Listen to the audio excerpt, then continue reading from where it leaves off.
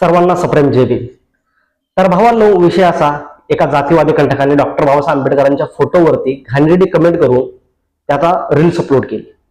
तर ही रील्स जेव्हा आपल्याकडे आली, आपल्या कार्यकर्त्यांनी त्याचा लगेच शोध घेतला व तो मुलगा आपल्याला लगेच भेटला।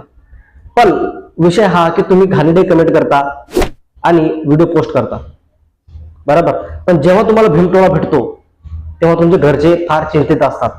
आपण एक विचार करताना, आपण हा व्हिडिओ पोस्ट करताना विचार करा की डॉक्टर बाबासाहेब आंबेडकरांच्या या महामानवाच्या आपण जर विटंबना करत असेल तर आपली शिक्षणाचा काहीच अर्थ नाही, बरोबर ना। आणि तुम्ही भावांनो, जे कोणी रील्स बनवतं किंवा अशा घाणेरड्या पोस्ट करतं त्यांच्यासाठी खास मुद्दा मी सांगतोय की तुम्ही अशा घाणेरड्या पोस्ट करू नका। भीमसैनिकाच्या हातामध्ये पडल्यानंतर तुम्हाला भीमटोला हा लगेच भेटणार। या व्हिडिओमध्ये जो मुलगा मार खातोय त्याच्या वडिलांचं बघा, किती त्यांच्या वडिलांच्या चेहऱ्यावरती दुःख दिसते की आपल्या मुलाने अशी चूक केली आणि याच्यामुळे आपल्या पूर्ण समाजासमोर आपली इज्जत जाते। तर भावांनो, सर्वांना हीच विनंती करतो की अशी चूक करू नका। आता ह्यो जो बांडगुळ होता यांनी मार खाल्लाय आणि नंतर डॉक्टर बाबासाहेब आंबेडकरांच्या समोर नाक सुद्धा घासले। तर अशा मूर्ख पोरांना मी एकच सांगू इच्छितो की आपण कमेंट करण्या अगोदर आपल्या घरच्यांचा विचार करा की आपण चुकी केल्यामुळे आपल्या घरच्यांना किती त्रास होणार। व्हिडिओ बघा भावांनो, हा बांडगुळ कसा मार खातोय ते। व्हिडिओ टाकते, व्हिडिओ टाकणार का तू? व्हिडिओ टाकतो तो इंस्टाला, तुझी लायक आहे का रे ती?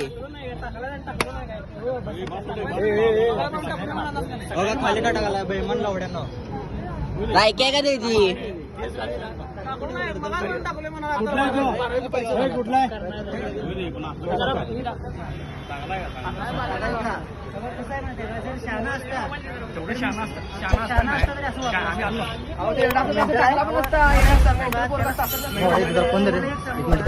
फिरव नसते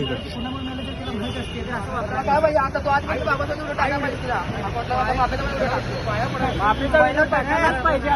पहिला काय टाकायचा चांगल्या होते की याला विचारा टाकला का तू चांगला टाकला काय तुला बाबासाहेबांना म्हणाला तो बघायचे का तुला? तुला बघायला असं नाही केस करायचं किती जणांना दाखवलाय ती व्हिडिओ करून घे, तेवढी माणसं बघू दे। आणि मोठ्या माणसाला लवड्या बेवड्या शिवाय झालं माझं शिवाय झालं काय रे? त्यांनी काय सांगितलं माझ्या नीट समजून सांगायला दिला, असं बाळ करू नको, तू तसं करू नको, चांगलं शिक्षण शिक आणि हे कर ते कर, शिवाय झाला होय हे झाला पण ते त्यांच्या नावावर घेतो रे काय तू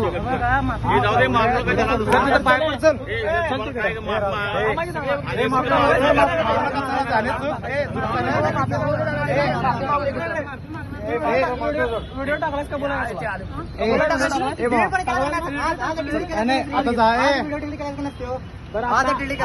कमेंट केलं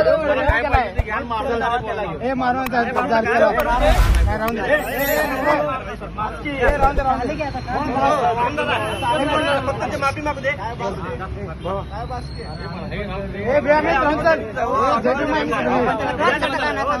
राम दे मारू नका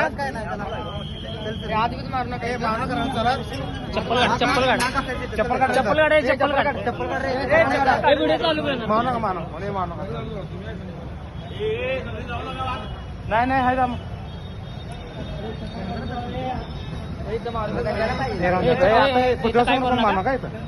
वेगळं होतं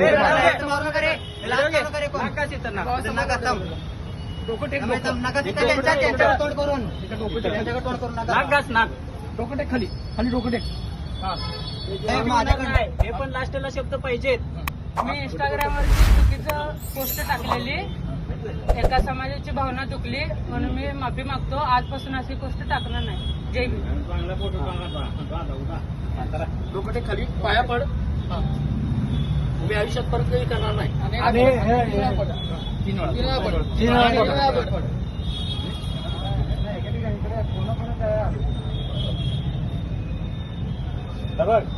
शहाणावाच काम करणार तर तुला तोडून पोरं मारतील आता म्हणून आणि अजून दुसरी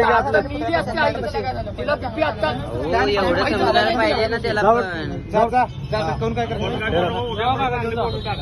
आणि परत नाव नंबर वगैरे